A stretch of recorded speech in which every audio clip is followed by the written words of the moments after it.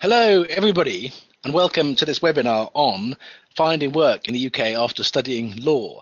My name is Neil Cortis. I'm the Managing Director of Sensible Media, which is an e-learning company focused on careers. But the star of the show today is Claire Leslie, who is a Senior Careers Consultant at Warwick Law School, but was formerly a commercial law lawyer in London, working for several prestigious international law firms, and also as a partner in a regional law firm. So welcome, Claire. Hello, nice to be here. I'm really looking forward to the next hour. Very good. So look, I'm going to talk for 40 seconds, everybody. And after that, I'm going to let Claire talk. And I've only got one thing to say, and that is that this is meant to be an interactive webinar. So please, please, please ask questions, and we will try and answer them. If you ask them, I will try and pass them on to Claire. This is how we want you to ask questions. You all have this little control panel. There's a question box. And be candid. Please ask if you have a stupid question or a candid question. Other people are probably thinking the same thing. Please ask it. I will pass it on to Claire, and we'll all have a more interactive time. Final point. There are lots of very cool links and resources in Claire's presentation. Now, don't feel you have to write these down. We're going to send them all out in an email with a copy of the presentation. That's my introduction. Finished. Claire, why don't I pass over to you, and you can tell us what we are going to be talking about today. Great. Okay, so today's agenda is largely to talk about how to find work in the UK. In the UK legal profession, using your legal skills for jobs which are allied to legal jobs, and looking at also at the wider graduate market. I'm going to talk briefly about the skills you need to demonstrate in order to secure jobs and how Warwick Law School can help you to do that. So the first thing we're going to talk about is how to find work in the UK legal profession. How do you get into a UK legal professional career? Now, if you're already an undergrad at the university, lots of this will be familiar to you. If you're joining us as an LLM, less so. The standard route at the moment is that you do a degree. You then go on and do a graduate diploma in law, legal practice course, and a 2-year period of recognised professional training. Now, if you study a law degree, you are exempt from the graduate diploma in law, and you can go straight to the legal practice course. It's really important for those of you who are coming in to study LLMs to understand that if you have not first studied a law degree in the UK, that LLM course is not going to be the same as a qualifying degree and will not get you exemption from the graduate diploma in law. So I hope that's clear to everybody, because this is obviously, an important point. I should say that this process of qualification is going to change. The legal practice course is going to be replaced by a solicitor's qualifying exam, but that's not coming in until 2020, so I'm not going to talk about it today. Let me ask a question, Claire. Someone in the pre-event survey who's studying, I guess, an LLB said, should I kind of add to my qualifications? Should I do an LLM, an MBA, or a PhD? And would that help? So mostly UK legal professional practice does not require anything other than a first law degree or the graduate diploma in law. So they're not specifically looking for a master's. If you have a master's in a topic which is particularly relevant to the practice of a law firm, then obviously that could be attractive. Going on and doing a PhD is probably not something that is going to advance you in terms of that legal professional career. You should do a PhD if you love research, and or if you want to have a career in academia. That's the time for a PhD, not to enhance your prospect of getting a legal job in the UK. We're particularly lacking in respect, perhaps, for some of the higher level degree qualifications that other countries are much more respectful of. Okay, question from the chat room, Claire. What happens if I'm a qualified attorney from a Commonwealth country already? Where do you fit into this path? Okay, so there is a possibility at the moment of doing the QLTS, which is the Qualified Lawyer Transfer Scheme, which is an examination which basically converts your qualification in your home country to a UK professional qualification. QALTS doesn't apply to all countries, but probably if you're from a Commonwealth country, it will apply to you. Now, while that qualification process works from the point of view of the Solicitors Regulation Authority, which is the overall regulator, that's fantastic, not all law firms will accept a QLTS.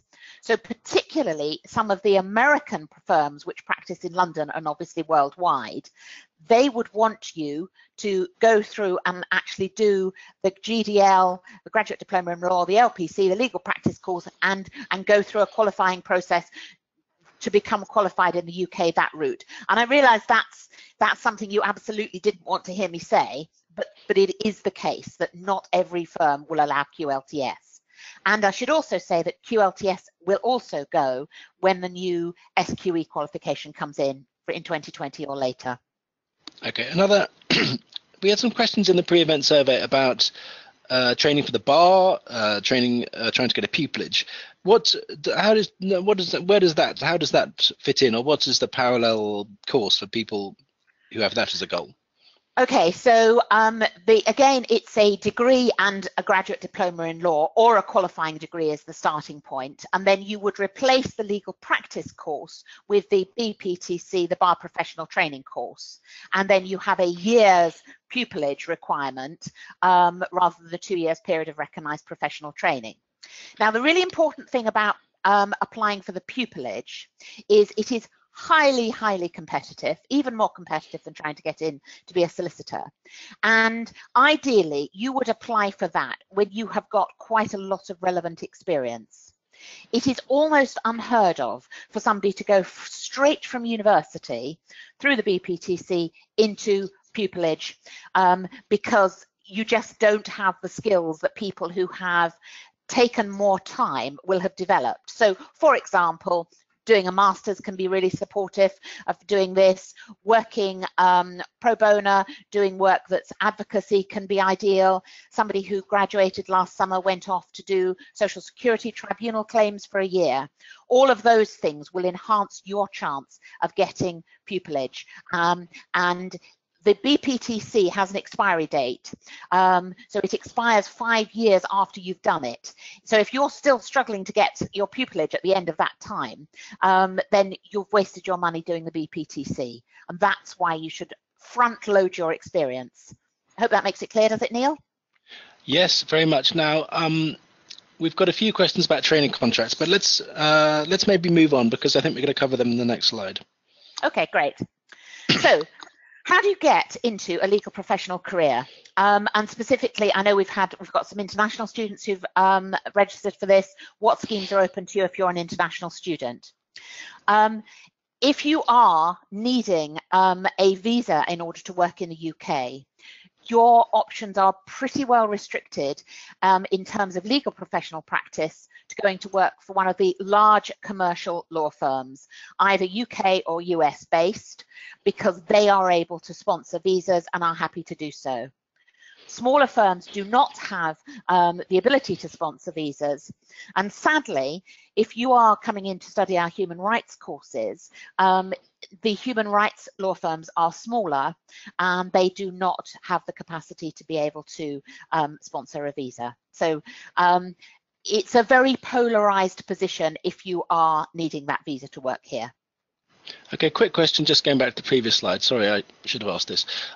What do you think about paralegal work in the chambers as experience for pupillage? Paralegal work is great experience for entry into both the solicitor's profession and the bar. More and more people are not entering directly from university, but are gaining that experience first. And it's a no-brainer, actually, if you're an employer, to take the person who's got experience. So, you know, absolutely, and there are all sorts of opportunities to do paralegal work. For example, the Competition and Markets Authority offers year-long internships. I think they're a year, not 6 months, only to master's students, and they are packed out with would-be barristers who are spending that time honing their skills in the particular commercial area of competitions and markets before moving on trying to get pupillage. Okay, another question about training contracts and international students. If you've graduated without getting a training contract, is it possible for an international student to take a few years off, which would be to complete qualifications in your own country and come back and start applying for training contracts? Then I can't give immigration advice, and I wanted to be really clear that I'm not giving immigration advice. The situation, as I understand it at the moment, is if you come back into the UK as a student, then you would have the option again to be able to transfer your visa from a student visa. If you were to be applying to come in from outside, so that you need, I think it's a tier 2 visa, then that's extraordinarily difficult, because you then have to demonstrate that there is nobody in the UK who could do the job that you're applying for. I see. Okay. One question we had at the pre-event survey, how do UK firms, it's a slightly related point actually, how do UK firms look on foreign internships? You have experience, you've done cool things, but not in the UK. And how does that help or not help? Yeah, fab. I mean, with all of this, it comes down to how you sell it. So if you say, you know, I've worked in a law firm in Paris or in Dubai, and I did the photocopying and washed up, you're probably not going to be able to use that experience to persuade a law firm in the UK that you had a great experience. If you can say, well, I went out and I did this internship as part of living abroad for a year, and I had to cope with all the difficulties of working and living in another country, and these are the skills that I developed from that, then that's going to be something that could be hugely valuable and very interesting to law firms. And I'm going to come on a bit later in the presentation to talking about the sort of skills that you need to show. A final quick question. You say in your slide, and you said that human rights law firms tend to be small, don't have the ability to sponsor. Is it a good idea? Several people had in the pre-event survey who said, you know, I want to specialize in this, I want to specialize in that. Should you talk about your desire to specialize when you're applying for these mainstream legal jobs? Should you say, sure. I only want to do, I'd love to come work for you, but only if I can do IP law? Sure, but you need to make sure that the firm that you're applying for actually has a specialization in the area that you're looking at. So if you're looking at one of the biggest city firms, actually IP, as an example, isn't a core part of their practice. So several of them have said to me, you know, tell students if they want to do IP, don't come to us. We have a small team doing it, but as I said, not core practice, not what we're really about. So if you're applying to the biggest city firms, sure, talk about mergers and acquisitions, talk about banking, talk about things that are key to their business. And don't apply to a firm like that and say, you know, I'm applying to you because it's my only route into a legal professional career, but actually what I really want to do is human rights, because you will have wasted your time doing that application. Very good. Okay, so moving on. Really wanted to talk about the deadlines for legal professional careers. I think really important for those of you who are coming in on the LLM courses to understand when you need to apply for particularly jobs in the UK. UK commercial law firms, and indeed actually most of the legal profession, recruit 2 years in advance. So the recruitment round we have just been through, which started in 2016 and finished in the summer of 2017, was for jobs that started in 2019. So, sorry, did you want to say something, Neil? Or No, sorry. So internships are a common way for law firms to recruit. They're called vacation schemes in law firms. They are different from the standard internships that you might have heard about, in that they are typically much shorter, and different firms offer them at different times of the year. The standard time is the summer, but there are plenty of opportunities also at Christmas and Easter. And the application periods for the winter vacation schemes are open now. So, I understand if you're coming to the UK to study an LLM, one of the first things you've got to do is grapple with master's level study, which is a big step up. But actually, if you're also coming with this aspiration to get a training contract and to work in the UK, my advice would be, this is something you need to grapple with. You've got 2 weeks before term starts, so that's the reason for doing this presentation now.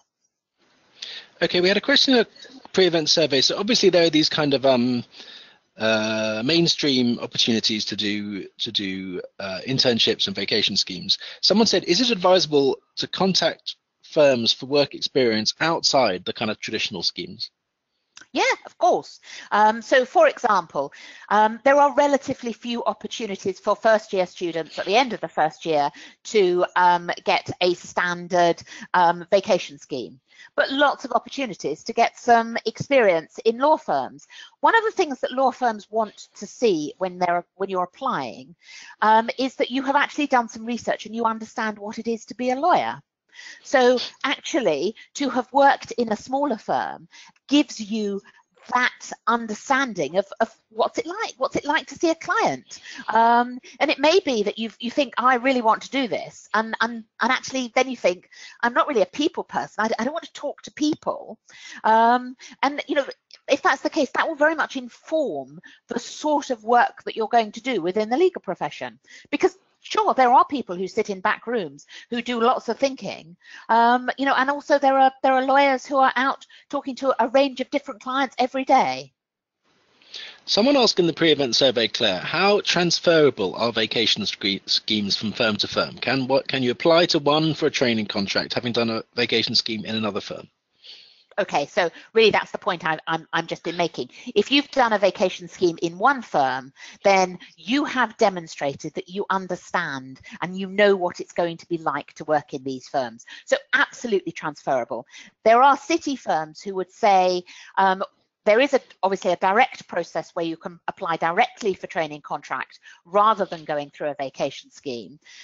There are city firms who say they would be reluctant to take somebody on who has never done any kind of vacation scheme because you don't know what it's like. And I'm conscious of students at Warwick who impress in interviews for training contracts, but who haven't perhaps had the opportunity of doing a vacation scheme and who end up being offered a vacation scheme instead of the training contract. Now, that's saying the firm's really keen on them, but they want to actually know, do they know what it's like to be a lawyer?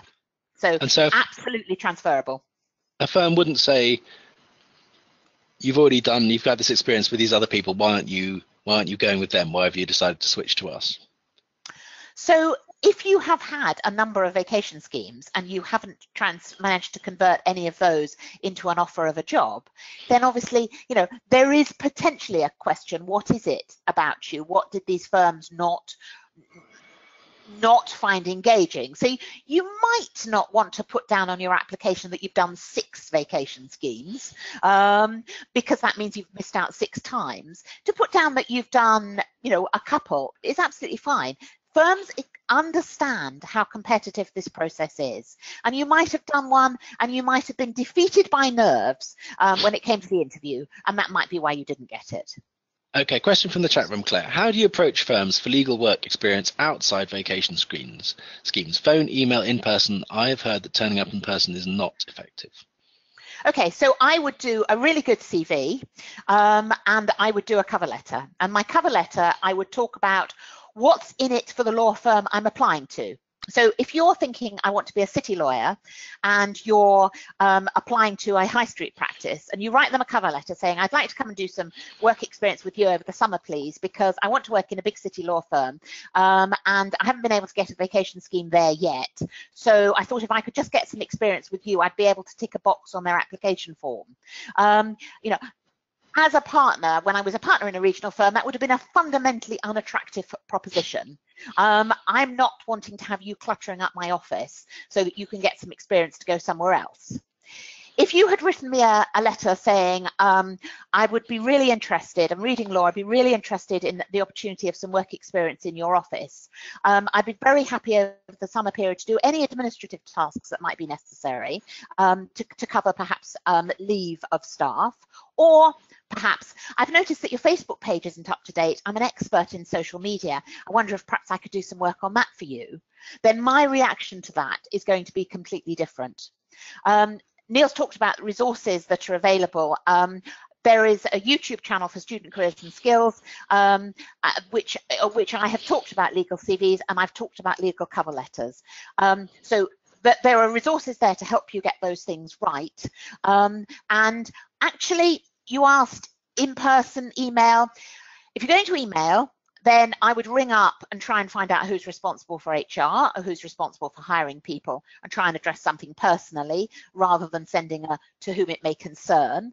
I think if it's a small high street practice, there is absolutely nothing to be lost really by getting your CV and cover letter, getting it printed out and going round with the letter, going to reception and saying, this is a letter asking for some work experience. Would it be possible to have a word with somebody about it? The worst that can happen is they'll say no and they'll take the letter. And there is just a chance that the relevant person is standing in reception, likes the look of you, sees your proactivity, and you get a foot through the door. Always thinking about what's the worst thing that can happen is useful in this situation. If you go in with a letter and a cover letter, what's the worst thing that can happen? You don't get a job. Did you have a job before you walked in with a letter and cover letter? No, you didn't. Okay, two very, very quick questions, then we should move on, Claire. Should you apply for high street experience only if you haven't been successful in securing a vacation scheme in your second year? So you should apply for high street practice, professional practice, if you're interested in working in that sort of field. I think experience. They were thinking about work experience. Should you apply for a work experience on a high street firm only if you haven't been successful securing a vacation scheme? I suppose I think it's important to recognise that some people might actually want to go and work on the high street rather than working in the big firms that have vacation schemes. And some of the high street firms won't have vacation schemes. And, no, I don't think that's right. I think you might want to go and do some work in smaller firms in your first year because, as I said, you'll begin to get this understanding of what the profession is, and maybe also this understanding of where it is you want to be in the profession. Don't necessarily assume that you want to work for a commercial law firm. Okay, very quick question, then we should move on. Could an international LLM student do a vacation scheme, considering that we are not allowed to work full-time during our study? Okay, so you would have to ask for leave from your LLM course in order to be able to do it. The advantage of vacation schemes as against internships is that they are short and that therefore it is much more reasonable to ask for that leave.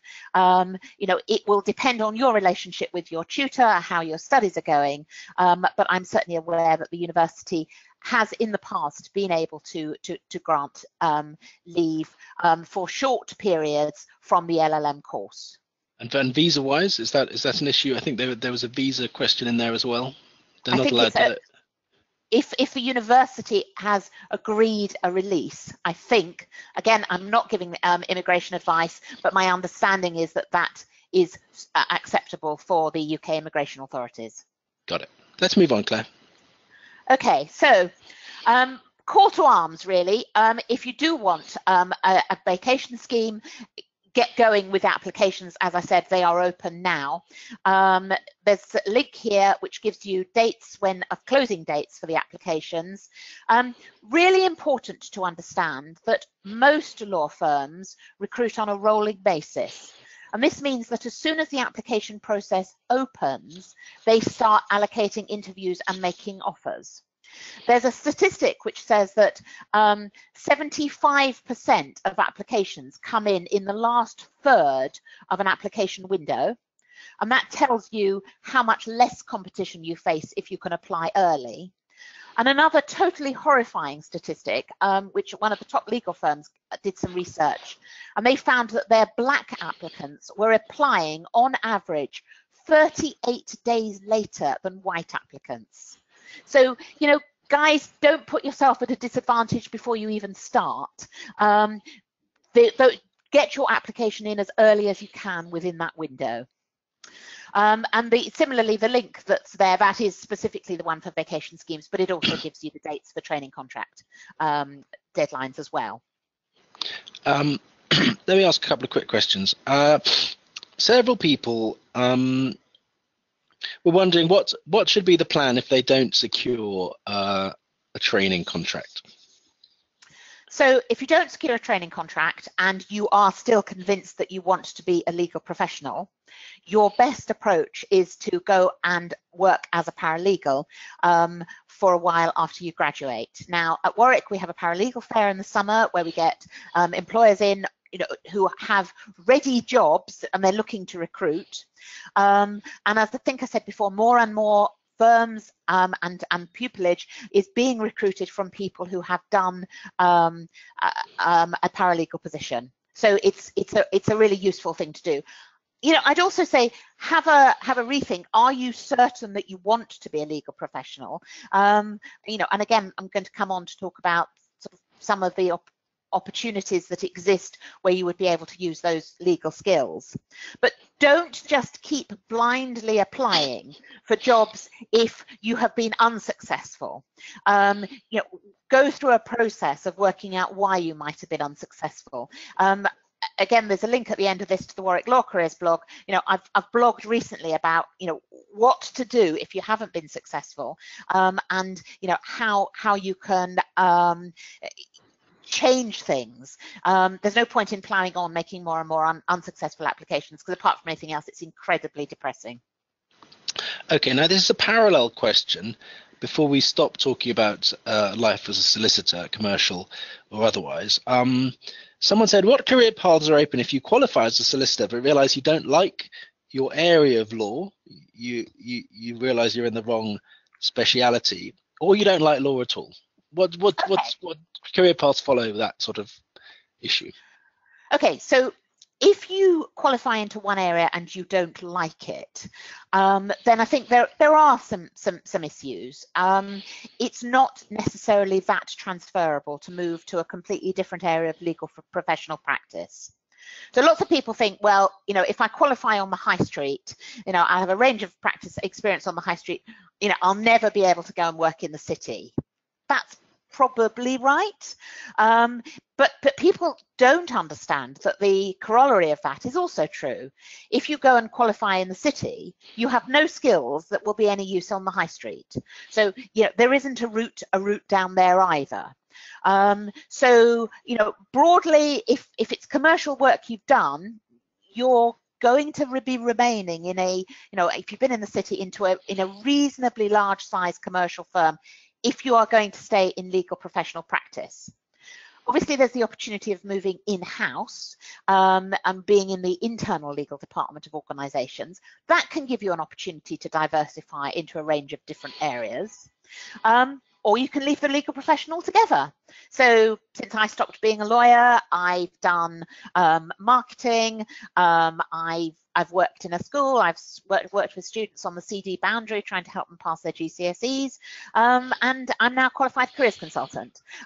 So I've never been ashamed of my law degree, and neither have I ever felt it's let me down. When I've wanted to get a job, I've always got a job. So the skills that you learn from law are widely respected and important skills. You learn to be able to speak coherently, write coherently, argue. They're transferable anywhere. Let's move on. That's a great segue. Let's move on to talking about law skills in non-legal firms. Right. Great. So as you said, law skills in non-legal firms. So what other jobs use the knowledge you've gained from law? There are so many. So if you've really enjoyed employment law, then HR is a bit of a no-brainer. You're working at the interface of a company and its employees, and you're advising everybody on employment law, perhaps setting policies, etc. If property is your thing, estate agency. Now, estate agency might be something that if you are an international student, you might be able to go to work for some of the biggest estate agencies where they have major international clients, and perhaps your languages might be very supportive of their practice. Regulation, we have regulators in every area of our lives, from the obvious regulators like the Bank of England, through professional regulators. I've already mentioned the Solicitors Regulation Authority. Every profession is regulated. That's the definition of being a profession. Tax and accountancy. All of these are using the same sort of skills. If you are a tax accountant, you will be doing almost exactly the same work as a tax lawyer. And it is probably less competitive to become a tax accountant than it is to become a tax lawyer, because there are just so many more jobs available through the big accountancy firms. So again, there are some links here of places where you can be looking for some of the sort of jobs that I've just been talking about. Someone asked, what about jobs related to human rights and sustainable development outside of the law? Okay, so human rights, you might be looking at NGOs. You probably, if you're doing a master's, your holy grail might be the UN. You almost certainly would need at least a master's to stand any chance of getting into the UN. The UN, the best way in, the easiest way in, is if you are prepared to do field work to start with. So if you are prepared potentially to go to some part of the world which is not necessarily that safe and to work on the ground, that can be a really good route in. You might want to think about think tanks, because you might be able to use the sort of knowledge and skills that you've gained in those areas. So there isn't going to be a flash graduate scheme for human rights or sustainable development, but that doesn't mean to say that there aren't plenty of jobs out there. And you would perhaps be wanting to use LinkedIn. You need to be looking in the hidden job market for those sort of jobs. And when you get to Warwick, I'll be doing some training sessions about how to access the hidden job market. Okay, good question here. For HR, estate agency, etc., is it important to take similar modules and show those grades? Do you have to take the modules which relate to those industries? Okay, so in terms of showing grades, it's probably only the law firms that are really wanting you to show every grade. Just about every other employer wants you to ideally graduate with a 2-1, although there are plenty that are prepared to look at people who get a 2-2. But they are not breaking it down and looking at what you get in every single area. So, if you do want to do HR or estate agency, then obviously it's good if you can show that you've done some relevant modules. But you don't have to try and stack them all up and make them relevant. What you need to be able to do is talk about what you got from the different modules. So for example, if you have to do property as part of the qualifying degree. If you have done modules that include Shakespeare on the law or law and literature, then you can talk about the additional communication skills that you learned from those. And of course, that's directly transferable. Either to HR or indeed to a estate agency. So it's down to you to sell the modules that you've done and talk about the skills that you got from them, and not to worry too much about, or are these precisely the right modules for this particular job? Someone said in the pre-event survey, if you're not going down the corporate city path, it seems much less clear how to proceed. Where do you start? Where do you start if you decide you want to apply for these kind of jobs we've been talking about? So there are lots and lots of opportunities on campus to go and listen to these employers and to meet them. So in the first couple of weeks of term, we will be having a general graduate fair. There will be lots of different employers at that. We will have sector events. So I can't remember off the top of my head precisely which ones we're doing this year, but we're certainly doing one around charities. We'll be doing one around human resources. So you would go along to those sector events, you'd network with employers, you'd meet them there. So I think if you're studying law in Warwick, in the law school, you're very aware through the Law Society of all the events that are going on with law firms. Don't miss out on the really wide range of activity that's going on outside the law firms through the Careers and Skills Service at Warwick. Very good. Can you mentioned grades and the idea that law firms are very focused on grades and other people aren't. Lots of people in our pre-event survey were quite worried about grades, and they were saying things like, I feel I'm on course for a low 2-1. Does that make it very difficult for me to become a solicitor?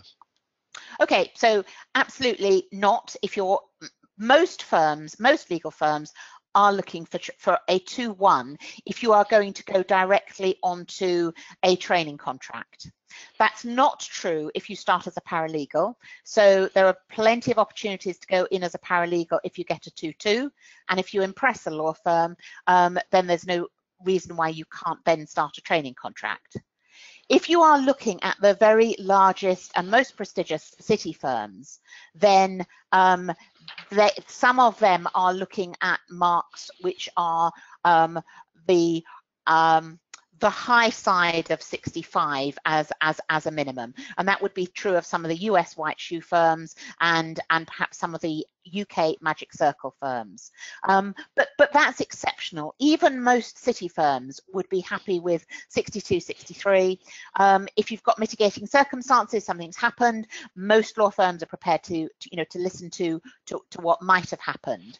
And as I said, otherwise, if you don't get a 2-1, then it's going to be a longer route to qualification. But for the person who is really committed and can do really well actually doing the job, there is no reason why you can't progress. And I've known people get a 3rd and go into a paralegal role with a view to starting a training contract afterwards. So try not to get too hung up about the marks.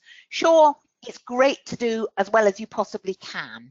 But not everybody is capable of getting a high 2-1 or even a 2-1. And if that's not you, then don't beat yourself up. Okay, very good. Let's talk about the wider graduate market. Fine. So how does the UK graduate market generally work, and what do you need to do to apply for other graduate jobs? Most graduate jobs are now open for applications. They open typically at the beginning of September for the year in advance of when you want to start. So if you are graduating next summer, the graduate job market is now open for applications. Most applications are made by form and not by CV and cover letter. So try not to get too hung up about CV and a cover letter. Yes, it might be something useful to have to sort of concentrate your mind on the skills you've got, but you don't have to have it. It's really important to understand that each application must be separately drafted, because you have to show motivation for that particular job, not for a general job. So I have people come to see me and I will say you have to do each job separately, and they will say, well, I can't possibly do that. I can't be expected to do 50 job applications and make them all individual to an employer. My answer to that is, if you do 50 job applications and they're all generic, you will have 50 rejections. So there is no point in that whatsoever. Okay. Questions, Claire. How do you show, you've got motivation there in capital letters, and clearly it's important, but how do you show motivation? So you talk about perhaps jobs that you've done that are relevant. If you're looking at estate agency, for example, and you've had some summer work experience in an estate agent's firm, then that would be useful. You show that you have done research into the organisation. So if you're applying to a big firm of accountants, PwC, show what it is that you like about PwC, show that you have engaged with their website and you can see how they're different from Deloitte and KPMG. And if you can look at an application and you can take out the job role, so if you're applying say for a job as an accountant, if I could take out the word account, I want to be an accountant, and put in I want to be a management consultant or I want to be an investment banker, and the application made perfect sense, that's not good enough. Similarly, if you're saying I want to apply for, I want to work for PwC, and I could take out PwC and put in Deloitte and KPMG, then that's not good enough either. What if you don't have relevant work experience? What if you have not in fact worked in the estate agent? Can you show transferable skills? Of course. So, you know, estate agency is about persuasion in part. So you're going to have to persuade somebody to use you to put your property on the market. And then you're going to have to persuade people to go and see the property. And you're going to have to persuade them to bid on it. So what have you done that was a persuasive role? So, you know, were you working in a clothes shop, persuading people to buy more than one item of clothing when they'd come in for one? You know, you've used those marketing skills. Were you running a club or society on campus, and have you increased membership? You've used those same skills. So it's not, nobody's expecting you as a graduate going into a job to have done precisely the same thing. They want you to be able to show that you have got transferable skills. That's a great segue. Let's talk about these skills, Claire. We have this great list here. Now, I have questions to ask, but if anyone in the audience has any one of these you particularly like us to talk about, please chat the topic. But I'm going to start off, Claire, and commercial awareness. What is commercial awareness? It's the number one thing. We kind of understand what it is, but what do employers mean? What are they thinking of? So what they're thinking of is an understanding of what their business is, what the drivers, aspirations and challenges to their business are, and how their business relates to the wider sector area in which they're operating. So it's understanding that. So if you're talking about a law firm again, you know, if it's a very large firm, what are the challenges to its practice? You know, is it going to be challenged, for example, by Brexit? Is it going to be challenged by its exchange rate fluctuations? You know, is it going to suddenly become cheaper, for example, to use a US law firm instead of a UK law firm? You know, those are the sort of things that you might want to be thinking about. The rise of AI. You know, law firms, as many employers, are grappling with the decisions about AI. At what point do you invest really heavily in it? You know, you're looking around at your competitors. Who is putting really big money into AI now? Are they putting it in too early because the technology isn't quite there yet? Or are they putting it in at just the right time? And if you don't invest, you're going to lose your competitive edge against them, and you won't be able to get any work because they're going to be able to offer work cheaper to clients. So those are the sort of things that organizations want you to be able to think about, but you can probably show that you've shown some commercial awareness yourself. So if you're doing a master's course, you will have decided which master's course you wanted to do. You'll have thought about money, the cost of the course. You'll have thought about outcomes from the course. You'll have thought about location. You might have thought about how much it costs to live in that particular area. If you're an undergrad, then you know, you're moving off campus, you're moving into shared accommodation.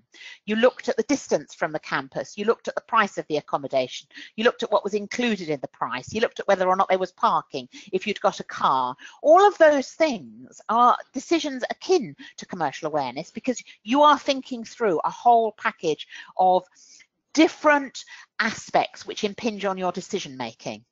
Okay, lots of questions coming in, Claire. Very good. Lots of questions coming in. Are good exam results proof of ability to work under pressure? No, I don't think they are. So you can go and sit in your room and you can work really hard and you can be somebody who is able to do exams and you can churn out great exam results. Actually, employers tend to be looking for somebody who's done more than just sit in their room. So if you have managed to balance being involved in the exec of a society, perhaps being on the student staff liaison committee, you've held down a part-time job, and you've managed to secure good grades, that's probably showing that you can handle pressure. So sorry, okay. Grades on their own, not doing it. Oh dear. Okay, and a more general question. This is a great question. How do you show these skills in an application form? So in the application form, you talk about the transferable skills. So you think about when have I solved problems, for example, or when have I worked in a team? And you don't just say, I'm a great team player, but you say, when I was on the Student Staff Liaison Committee, then I worked effectively with other students to bring about some changes in the way in which things were done. We collected information from students first about areas of concern. We talked together about how to best present that as student staff liaison committees. We argued the case to academics. We followed that up with a written report. So all of this is demonstrating this teamwork. Teamwork's a particularly difficult one, actually, because you need to say what you as an individual did within the team and not just use we, which is what I was doing then, because the employer isn't going to employ the whole team. So you have to be clear about what your role was. But it's about breaking it down and not just asserting something, because I can assert that I'm great at IT, but probably I've demonstrated through the course of this presentation I'm not that good at it. But it is about backing it up with some clear, hard evidence of the situation in which you've gained that experience. Okay, I want to talk about communication skills, but I'm going to park that until the question section because we're running out of time. Let's move on, Claire. Okay, great. Okay, so how do you acquire these skills? Really important to understand that working is not the same as work shadowing. When you work shadow, you watch somebody else working.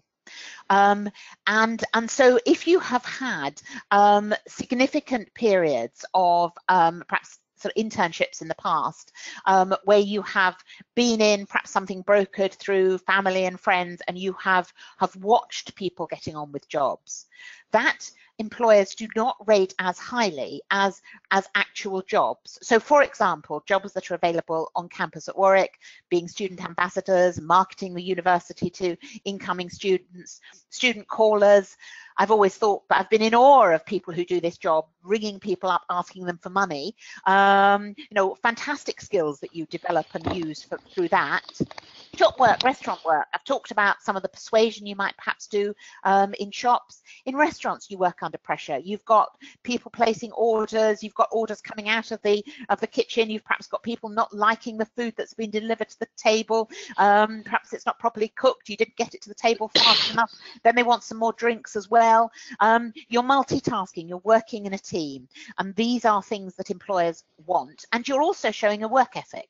And employers want to see people who have that work ethic.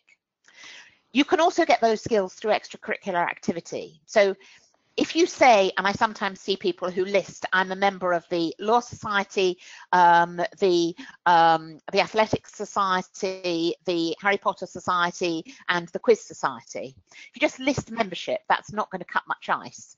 But if you can say, you know, I was a member of this society, and this was my role in making an event happen, in organising meetings, in perhaps if you're a sports person, in organising fixtures, organising training, motivating people, then these are the things that matter. Broadly, the way to think about it is Warwick different because you have been here? Have you changed things? And employers are looking for people who've changed things. So I've just said that actually sitting in your room and working really hard isn't good enough. And I suppose I'm saying this again now. If you just sit and work, you leave Warwick pretty untouched. It's the people who are out organising, making things happen that are the most employable. And I'm sorry, it sounds like an endless list of things that you need, but it is a competitive job market, and I'm always one up for brutal honesty here. Okay, we've got some questions on this. We will come back to this because this is important. But let's move on, and let's move on. I think finish our presentation, then we'll go to Q&A for 5 to 10 minutes. Okay, great. So how do you showcase these skills? Really important when you're doing applications to answer the question asked, not the question you thought they might ask, or the question that all the other employers in the same sector ask. So as you're writing an academic essay, I'm sure you keep referring back to the title. Am I answering the question? Am I answering the question? I see so many application forms where that is not the case. So really reflect. What are they asking me, and am I answering it? we've talked about research. Show that you've done the research. Show that you understand what the business is. Please write in clear and coherent business English.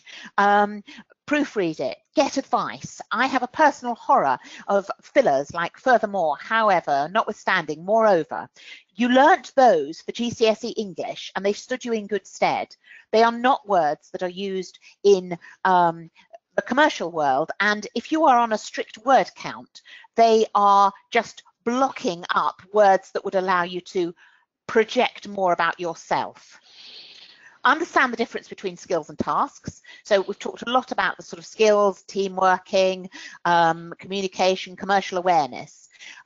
Don't talk about what you actually did in the job in the same detail as the skills. So of course you need both, but if you say I spent the summer working in Clark's shoe shop helping parents fit new school shoes to children, you're not demonstrating the massive underlying skills that you've had to use in that situation where you've had to engage the parents, engage the children, deal with the delays, deal with the complaints, deal with just the pressure of work. So make sure that it's always skills. And just please, please, please keep up to date with the news. My morning routine is to log onto a computer while I eat some breakfast, look at the BBC website, look at the Guardian website, and then at least I have an idea of what's happening in the world before I even come to work. And I think it's really important to try to do that. Very good. I've got questions on this, Claire, but I'm going to come to them later. Let's go to the last section and finish up. Okay, so how can we help you? The graduate job market, and particularly the legal job market, is very competitive. Talked about rolling recruitment, talked about quantity, not quality. Every application has to be tailored. There's lots of resources to help you. Please use them. There's a lot on the YouTube channel.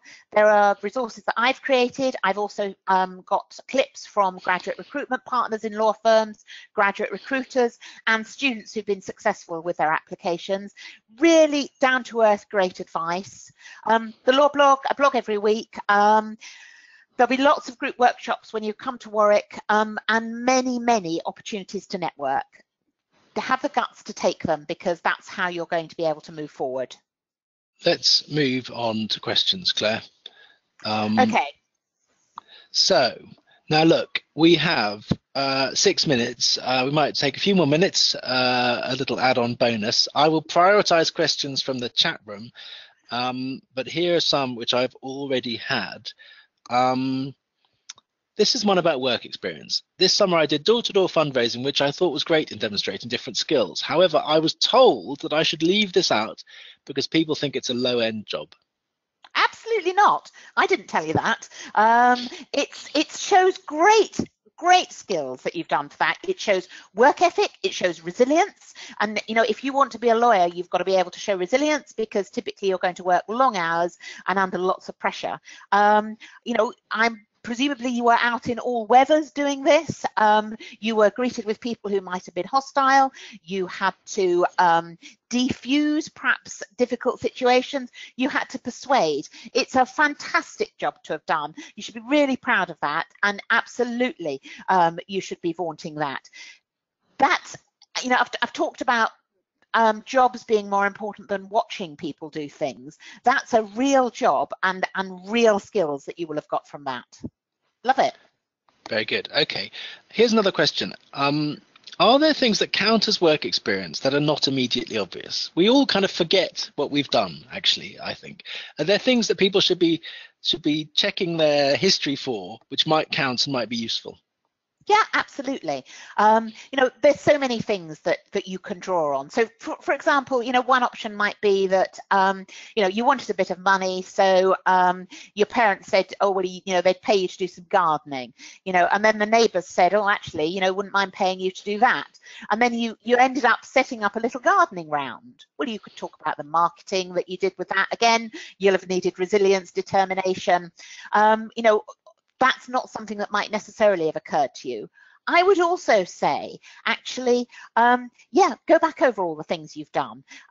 Maybe contact your parents, your carers, and say, you know, what have I done? Because they're probably very proud of you, and they might have a better recollection of all the many things you've done than you have yourself. And I speak from personal experience, actually, because my younger son said to me, oh, I haven't done anything. And I said, I'll drop you an email.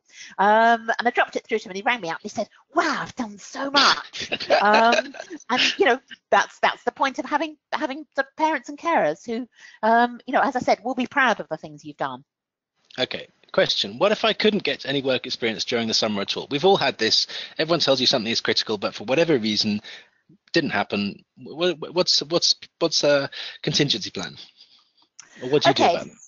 So it's a bit late for this summer now.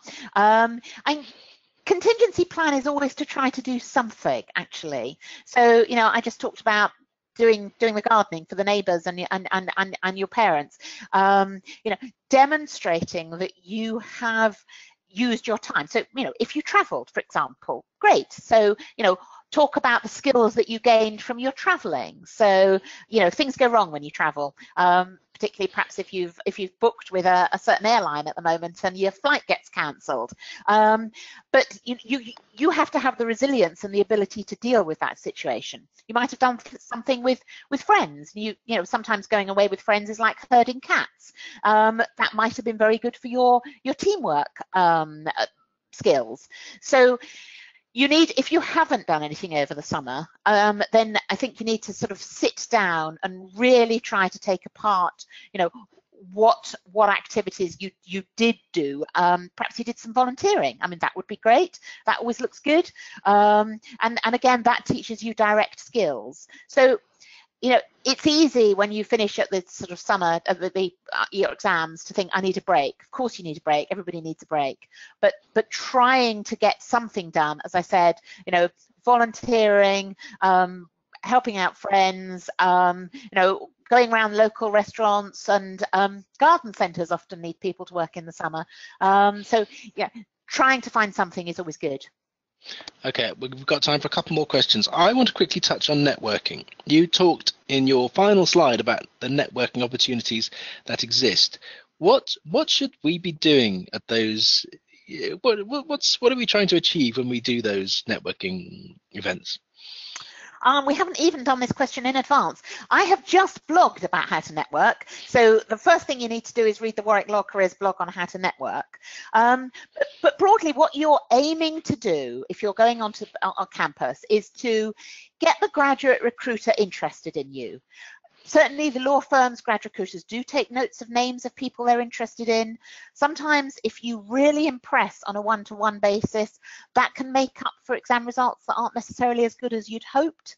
So, you know, going along, plan what you're going to say. So, you know something about the law firm, have a question to ask. Ask the question to the right person. So don't ask the grad recruiter about the latest big case that the firm has been involved in, because that didn't involve the grad recruiter. You know, so make sure that you have understood what roles people have.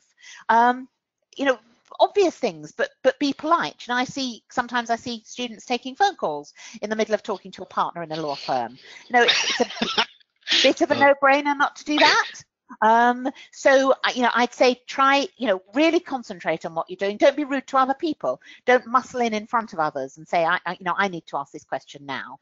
Be respectful, and be there regularly. So if you've got sort of 3 or 4 target law firms, they're really big ones, they're going to be on campus more than once in the autumn term, and you want to be there every time. So, you know, you're the person that, you know, they think, gosh, you know, I saw Emil before, or you know, Sarah's definitely been to several of our things. It's really important that they get that. Oh, they must be really keen because they're always here. And they're paying attention. They're actually noticing people turn up and do these things. Oh, absolutely. That's what they're spending. They spend a lot of money to come onto campus. They pay the university to come onto campus, and they sponsor our law society to come onto campus. So, you know, they're here for a purpose, not just for philanthropy. Very good. Now, look, we are going to take one more question. I will take the next question that is asked, no matter what it is. If you have a burning question which you asked earlier and I didn't get around to, I apologize, but this is your chance. But you have maybe 20 seconds to ask a question, and whatever it is, however Irrelevant. Not irrelevant. Does work experience at a financial company over the summer look attractive to legal sectors or law firms that aren't commercially focused? Yeah, absolutely. Great experience. You know, there isn't a law firm that isn't commercially focused in its own right because it's running a business. So, you know, it has to look at its own financial overheads and it has to be profitable. So, you know, the high street practice that doesn't do any company law actions for commercial organizations is still itself commercial. So of course working in finance is a really supportive thing to be doing, and absolutely great. You know, fantastic, easy sell. Very good. All right, now let's look at our next steps slide and then we're going to wrap up. Great. Yes, quickly talk to us about this, Claire, and then I'll just say one final word. Okay, so these are things that, you know, resources that we've created. So subscribe to the law blog, our Facebook page, follow me on Twitter. I tend to sometimes opportunities arise and I would tend to put them on the Facebook page. I'm tweeting about perhaps activities that are going on campus. And as I said, I'm blogging because I hope it's useful for you to read the blogs. So, you know, please engage with those things because it's a way of getting information out to you. Very good. Take action. 3 things to do. Now, look, thank you so much, everyone. We've had fantastic questions, really interesting, insightful questions and comments. Thank you to Claire Leslie. That was a tour de force of the market for law graduates. Thank you so much. We have just sent you, if you look in your email box, everybody, you should have a feedback survey. We would really appreciate it if you could fill that in and help us to improve next time. And then we will send you, Claire, I think, will send you a link to the recording, a copy of these slides as a PDF, and all of the links, all of these cool links, we'll send you out by email. But thank you, Claire. Thank you very much indeed. And see you soon, everyone, and good luck. Thanks for coming. Take care. Bye. Bye-bye.